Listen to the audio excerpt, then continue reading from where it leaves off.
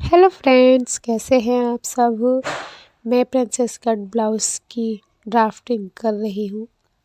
ये मैंने इसका शोल्डर लिया है 5.5 इंच एंड इसकी आर्म होल ली है मैंने 6 इंच। इसका चेस्ट साइज़ है 30 इंच एंड इसकी ब्रेस्ट साइज़ है 24 इंच। मैं ब्लाउज़ की लेंथ 15 इंच रख रही हूँ, जो कि तैयार 14 इंच रहेगी। हाफ इंच दोनों साइड जाएगा, ऊपर नीचे। मैं इसकी अब जो है कटिंग कर लूँगी। ये मैंने अस्तर पर कटिंग कर रही हूँ। सबसे पहले हमें अस्तर पर ही कटिंग करनी चाहिए, क्योंकि उससे फिनिशिंग भी रहती है। उसके बाद मेन फैब्रिक पर कटिंग करनी चाहिए, थोड़ा एक्स्ट्रा लेकर, क्योंकि धागे वगैरह निकलते हैं। तो ये मैंने इसकी कटिंग कर ली है। अब मैं फ्रंट पार्ट की कटिंग करूँगी। ये मैं प्रिंसेस कट ब्लाउज़ स्टिच करूँगी। तो मैं चाहती तो मैं इसको रखकर बैक पार्ट को इसकी कटिंग कर लेती, लेकिन मैं अलग से ही करती हूँ, क्योंकि इसमें एक्स्ट्रा मार्जिन लेना पड़ता है। हम बैक पार्ट रखकर भी कटिंग कर सकते हैं मार्जिन लेके। तो मैं ये नेक ड्रॉ कर रही हूँ। इसकी वर्थ मैंने ली है 2.5 इंच एंड इसकी लेंथ ली है 6 इंच, जो कि तैयार 5.5 इंच रह जाएगी। ये मैं नीचे से कमर इसकी जो है 24 इंच है, 2 इंच प्रिंसेस कट की शेप में जाएगा और कमर से फिर हम 1 इंच और एक्स्ट्रा लेंगे। चेस्ट साइड से भी हम 1 इंच एक्स्ट्रा लेते हैं, क्योंकि आर्म होल में जब जोड़ लगता है तो हाफ इंच उसमें चला जाता है और थोड़ा सा हमें कट करना भी पड़ता है गोलाई में से। अगर नहीं करते हैं तो आर्म होल ज़्यादा हो जाता है, इसलिए फिर आगे आर्म होल में झोल आती है।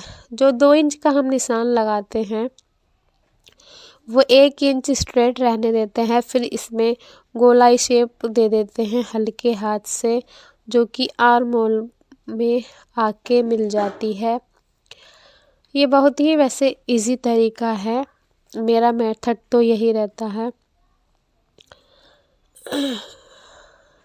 आप भी इसी तरीके से बना सकते हैं, अपने साइज़ के अकॉर्डिंग कम या ज़्यादा रख सकते हैं। तो ये मैंने इसकी ड्राफ्टिंग कर ली है। मैं अब इसकी कटिंग कर लेती हूँ। ये मैं आर्म होल पर चेक कर लेती हूँ, इसकी गोल शेप पर से शेप दे रही हूँ। आप इंची टेप से मार्क करके हल्के हाथों से शेप दे सकते हैं। मेरे पास ये गोल शेप पर है तो मैं इससे ही यूज़ कर लेती हूँ इसका भी। ये मेरे पास नहीं था तो मैं हाथ से ही करती थी। ये मैं इसकी कटिंग कर रही हूँ। प्रिंसेस कट की ये जो मैंने ये गोलाई शेप दी है, इसको मैं पहले कट कर लूँगी और जो 2 इंच का मैंने ये निशान लगाया था इसको बाद में कट कर लूँगी और दोनों साइड निशान लगा लूँगी। अब मैं इसको मेन फैब्रिक पर इसकी कटिंग करूँगी, बैक पार्ट, और मैंने ये फ्रंट पार्ट रख लिए हैं। मैं अब इनकी कटिंग कर लूँगी। मैं ये तुरपाई वाला गला नहीं बनाऊँगी, मैं इसको राइट साइड रख के अस्तर को और पलट कर उस पर फिनिशिंग की सिलाई लगा दूँगी। इससे बहुत अच्छी फिनिशिंग आती है। अदरवाइज़ आप ऐसे भी बना सकते हैं। मैं तो ज़्यादातर ऐसे ही बनाती हूँ और कस्टमर की जो डिमांड होती है मैं वैसा ही बनाती हूँ। आप चाहे कैसा भी बना लीजिए, लेकिन फिनिशिंग ज़रूरी है, फिनिशिंग आनी चाहिए।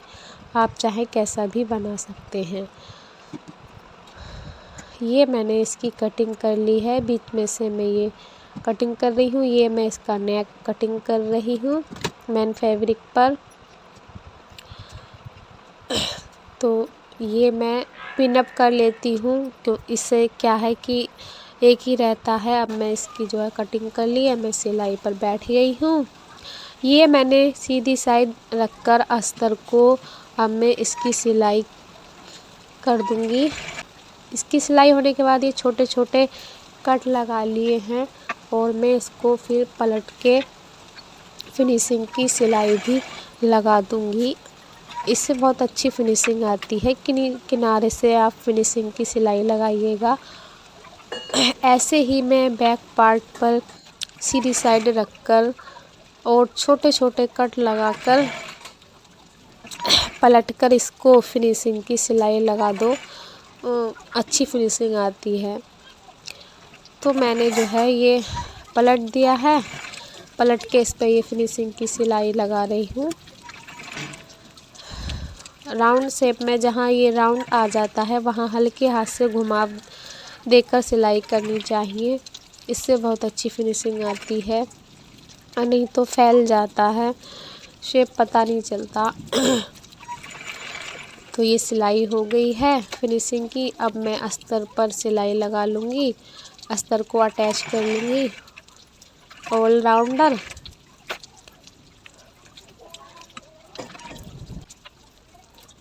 अब ये अस्तर पर बैक पार्ट पर अस्तर मैंने अटैच कर लिया है। ये मैं फ्रंट पार्ट पर कर रही हूँ। ये मैं पहले नेक पर सिलाई लगा रही हूँ, फिर मैं इसको पलट कर वैसे कर लूँगी। अब ये जो मैं इस पर कच्चा कर रही हूँ, ये फ्रंट पार्ट का जो एक पीस है, इसके होने के बाद ये दूसरे पीस को भी मैं इसको कच्चा कर रही हूँ, अस्तर को अटैच कर रही हूँ। इसको पलटने के बाद, गला तैयार करने के बाद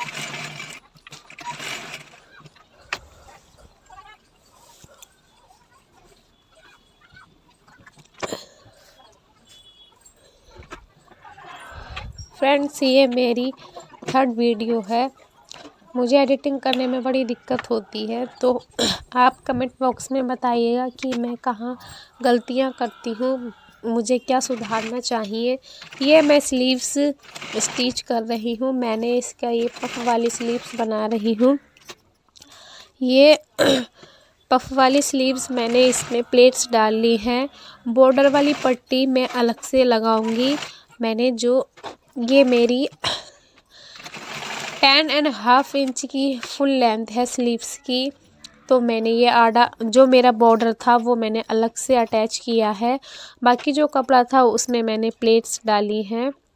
ये प्लेट्स वाला कपड़ा मैं इस बॉर्डर पर अटैच कर लूँगी, और इस अस्तर में जो स्लीव्स में जॉइंट लगा है, स्लीव्स वाले अस्तर में, ये मैं इसको अटैच करके फिर इसको अस्तर और ये प्लेट्स वाला जो है बॉर्डर, मैं इसको अस्तर के साथ अटैच कर लूँगी।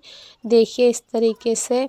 इससे होता क्या है कि ये देखिएगा, ये जो है सीधी साइड रखकर अंदर को चला जाता है, और ये इस पे जो ऐसे सिलाई लगाते हैं तो जो भी मार्जिन होता है, कोई धागा वगैरह नहीं दिखाई देता, ये अंदर चला जाता है और इससे बहुत ही अच्छी फिनिशिंग आती है।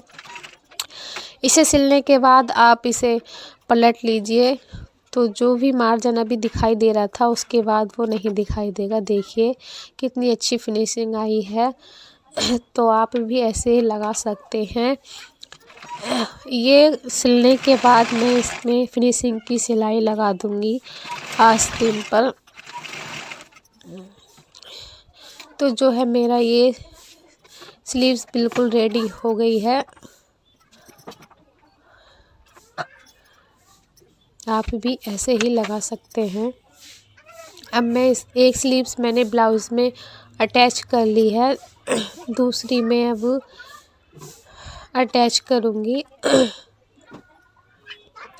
बहुत ही ट्रेंडिंग में है ये स्लीव्स पफ वाली, और बहुत ही सुंदर बनकर तैयार हुआ है। ये ब्लाउज़ काफ़ी सुंदर लग रहा है। ये स्लीव्स मैं अटैच कर रही हूँ। Friends,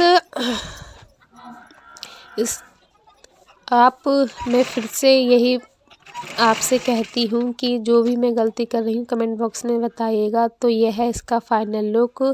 thanks for watching my video.